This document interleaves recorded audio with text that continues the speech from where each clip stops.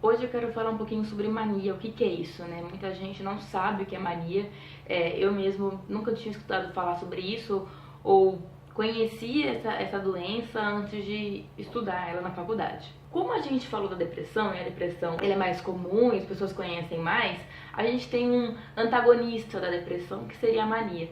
Então, se na depressão a pessoa não tem vontade de fazer as coisas, tem um cansaço, às vezes aumenta a sonolência, a mania é o exato oposto. A pessoa tem uma energia para fazer tudo, para fazer projetos grandiosos, tá falante, não precisa dormir, a gente vai ter alguns problemas, porque um transtorno, como a gente fala, tem que ser um transtorno. E a mania, ela não é tipo, estou com energia, não, a mania atrapalha a pessoa. Por quê? Ela passa, um dos critérios para ser classificado como mania, a pessoa passa mais de uma semana dormindo menos que 4 horas. Por quê? Porque ela acha que não precisa. Ela não sente necessidade de dormir. Não é necessário dormir porque eu estou muito bem, dá para fazer tudo e vamos lá. E tá taquilálica, tá falante, até come palavras, come frases. A fala não acompanha o pensamento, certo? E a pessoa, ela sente que é muito mais do que ela é. Existe alguns tipos de mania, existe a mania irritada, a disfórica, a mista, a psicótica, onde a pessoa tem delírios, a pessoa acha que é Jesus Cristo, acha que é sempre uma figura importante. Nunca não é um santo, acho que é um papa, não. Tem que ser o Filho de Deus, assim, na concepção cristã. Algo comum na Maria. A pessoa não tem consciência, né, às vezes, do quanto ganha. Isso é muito prejudicial. Por exemplo, pessoas que ganham um salário mínimo comprando para dar 10 televisões e compra um monte de notebook para dar para as pessoas.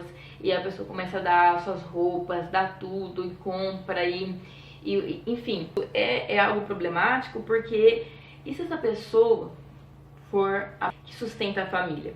Ou o pai, ou a mãe, que a família depende dela e ela está acumulando dívidas de mais de 50 mil muito tranquilamente.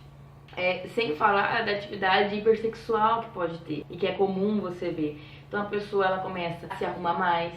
Por exemplo, não é um juízo moral, não é moral isso aqui, mas normalmente você não vê um paciente indo ao médico, por exemplo, com uma blusa que parece um sutiã, com um short extremamente curto, normalmente totalmente maquiada, enfim. Porque é uma atitude de mostrar o corpo, uma hipersexualização. Qual o problema disso? Ela vai se colocar numa situação de risco de adquirir uma DST, né? Porque muitas vezes não vai usar camisinha, vai sair com muitas pessoas, com muitos parceiros. São pessoas... E assim, um problema muito grande disso é pessoas casadas, né? Então, um marido com mania... Então ele começa... Nunca fez isso antes. É lógico que a gente também não tá falando daquele tipo de marido que é desrespeitoso e sem noção. Tá falando de pessoas que sempre tiveram um comportamento e do nada muda. Começa a dar em cima de mulher na frente da esposa. Altera totalmente o comportamento e se expõe uma atitude de risco. Não é... Entende? E assim, não é a pessoa que está fazendo aquilo porque ela quer. Ela não tá exibindo o corpo porque ela quer. Entende? Porque ela tem um comportamento. Paciente que fica em casa só estudando, pessoa que tá tranquilo ali e de repente começa a fazer isso. Não é ela que tá fazendo isso, porque a pessoa não fazia isso antes. Ela não tinha interesse de ficar atrás de homem ou atrás de mulher, ou ficar exibindo, ou ficar procurando relação sexual antes. De repente ela começa com isso. Então como que a gente pode achar isso natural e deixar uma coisa que está gerando sofrimento para o paciente? Não dá. E outra coisa, existe também um atentado ao pudor e não pode no Brasil, né? A pessoa não pode sair sem roupa, não pode ficar ele tendo um assédio sexual, a pessoa não pode. Então assim, como que faz? Tem que internar, certo? Tem que internar porque você... tem que entender o limite você tem que entender a doença da pessoa, mas também tem que entender o limite do outro. Isso não, a pessoa não pode ficar ali sendo assediada e tudo bem. Não, tem que internar, tem que resolver isso. Essa pessoa não pode ficar no convívio social assim. Bom, também tem aquela postura arrogante de não achar que não precisa disso. Não reconhece que tá doente. É muito difícil uma pessoa em mania perceber que tá doente. E isso é muito complicado na hora que precisa às vezes internar. E a irritabilidade é algo assim muito importante, né? Muito sério. Não só a irritabilidade, mas a heteroagressividade, né? Ou seja, agredir pessoas, destruir objetos, os familiares ficam com medo. A gente precisa, né, quebrar esse estereótipo, esse preconceito de hospital psiquiátrico, esse preconceito de psiquiatra, preconceito de internação, porque é necessário. Às vezes a família, ela pede, pelo amor de Deus, interna, me ajuda, acerta os remédios, só manda pra casa quando estiver bem, porque a pessoa sofre, a família sofre demais. Imagina assim, uma esposa passando por isso, né, por um marido que tá agora, né, tendo essa atitude hipersexualizada, que se coloca em situação de risco. Entenda. Uma coisa, ele pode adquirir uma doença sexualmente transmissível e passar também para a esposa. Ela é obrigada a ter uma doença por causa do marido dela? Entendeu? É muito complicado. E o medo, quantas mulheres não chegam assim, eu tô com medo do meu marido? Aí você vai esperar. Então assim, você que não concorda com a internação, você quer esperar pra ligar depois pro 180, pro 191 só pra pegar o corpo da mulher, né? Porque se começa a xingar, né, começa o primeiro passo, começa a xingar, começa a agredir verbalmente a esposa, daqui a pouco tá batendo. Você não pode esperar, o médico não pode esperar chegar nisso, entende? Então, aí a gente vai entrar num papo sobre internação involuntária, internação compulsória e internação voluntária.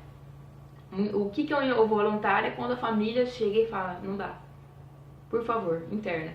E assim, não só essa questão de mania, um surto de esquizofrenia, existem vários também tipos de esquizofrenia, né? Tem a hiperfrênica, ou seja, imagina, um paciente que é agressivo com você, que bate em você, que bate nos filhos, que bate no esposo, né? Que defeca em si mesmo, que tá andando, quer se atirar do carro. Gente, eu vi uns 3 casos disso só em uma semana. A família, ela não aguenta, ela chega, você percebe que ela tá com raiva do paciente ali, que ela não tá aguentando, ela tá num nível de estresse muito grande. Então assim, não cabe ao médico julgar e não cabe muito menos aqueles que não têm conhecimento sobre julgar. E isso é muito complicado, sabe? A gente tem que ter um pouco de empatia pelas pessoas. O internamento, ele é necessário num caso, num quadro então de surto ou de um episódio que está acontecendo ali, porque você precisa também acertar os remédios. A medicina é matemática, não é porque existem alguns protocolos que você vai seguir aquilo de uma maneira robótica e burra, entendeu?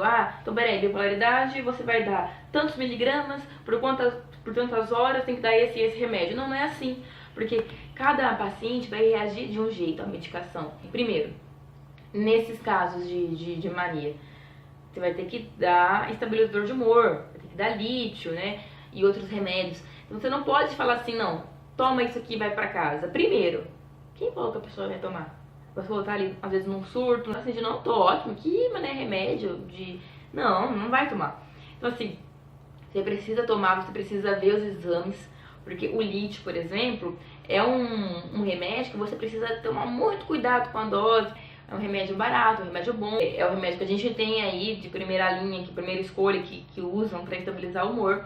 Mas ele tem alguns problemas, enfim. Então precisa tomar muito cuidado com a porcentagem do lítio que está no sangue. Um pouquinho a mais que a pessoa toma, uma dosinha errada, vai dar problema. Você precisa acertar esse remédio com aquele remédio. Vamos juntar esses dois pra ver como vai estar a reação do paciente amanhã, como que ele vai acordar amanhã, para ajustar a dose. Então a pessoa vai sair da internação, ele vai tomar isso, desse jeito, desse jeito, desse jeito.